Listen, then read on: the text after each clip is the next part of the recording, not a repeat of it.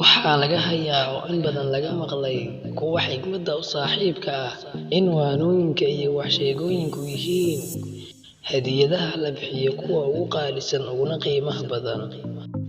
Ka dhagayso kuwa wax sheegaya xitaa haddii aadan afkaartiisa ku raacsanayn.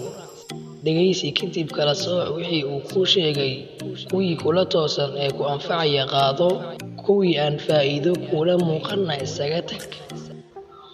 Hana ilaabin xushmadda iyo tixgelinta uu kaa mudan yahay qofka wax kuu sheegay. Xigmadaha iyo murtiduna sidoodaba waxay ku jiraan meelo iyo dad aan laga filaynin. Marka ha u maleynin in keena ugu muuqaalka wacan yahay keena ugu xigmadda badan. Waanooyinkan noloshaada ku dabaq inta aad nooshahay.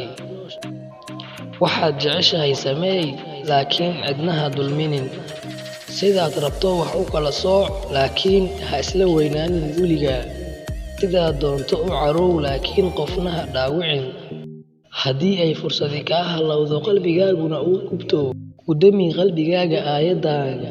عسى ربنا أن يبدلنا خيرا منها إنا إلى ربنا راغبون.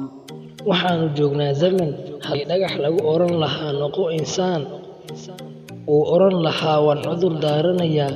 Maxaa yeelay anigu ma ihi mid u adag sida insaanka oo kale. Ha ka xumaanin xiddig kaa damay. Samaduba waxaa buuxa xiddigo badan. Haddii uu nasiibkaagu noqon midkood, lama oga in nasiibkaaguba yahay dayaxa. Haddii aad doonayso inaad nolol farxad leh ku noolaato, ku xir noloshaada hadafyo ee ha ku xirin ashqaash, yacni dadka qaar. Haddii aad kaligaa tahay ha dareemin murugo. Xasuusnow in dayaxuba yahay keligiisa, isagoo uu keligiisa yahay ayuu haddana yahay kan ugu quruxda badan inta samada ka muuqata. Dhaladu way jabtaa, sawdka jabitaankeeduna si degdeg ah ayuu u dhammaadaa, laakiin quruurucii dhalada ayaa hara. Haddii uu qof taabtana way dhaawacaysaa. Sidaasi waxaa la mid ah hadalka wax dhaawaca. Si degdeg ah ayuu u dhammaadaa dhawaqa hadalkaasi, balse waxaa baaqi ahaanaya oo haraya xanuunka uu dareemayo qalbiga la dhaawacay. Korkaaga ma ahaanin inaad mar walba ahaato qof xooggan. Mararka qaar waxaa kugu qasab ah inaad dareento xaalad daciifnimo ah.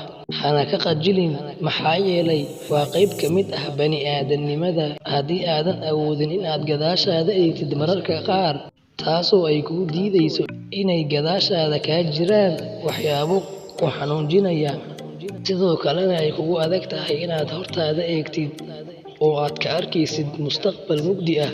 Waxaad eegtaa samada oo gacmahaagana u taagataa Rabbigaaga. Markaas waxaad helaysaa mid ku maqla oo ajiibaya ducadaada. Goortaan ogaaday in dadka qaar ay runtu ka xanaajiso, waxaan ogaaday in aamusnaantuna ay xigmad tahay. Waxaad doonto sameey, kana tag si ay kugu fahmaan sida ay iyagu doonaan. Ha iloobin 3 qof weligaa inta aad nooshahay.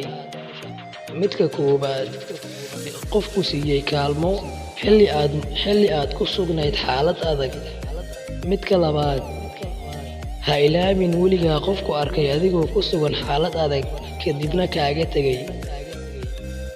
Midka saddexaad, ha ilaabin weligaa mid isaguba ku dhigay xaaladda adag ee aad ku sugan tahay.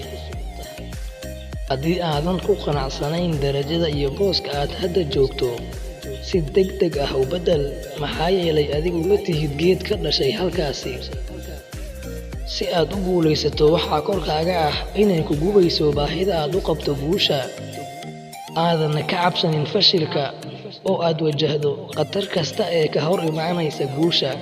Wassalaamu calaykum waraxmatullaahi tacaala wabarakaatuh. Waad ku mahadsantahay daawashada aad daawatay muuqaalkan. Fadlan haddii aad ku cusub tahay channelka, subscribe saar, gambaleelkana furo si aad u noqoto daawadaha ugu horeeya ee daawada muuqaalada aan soo gelino. Mahadsanid.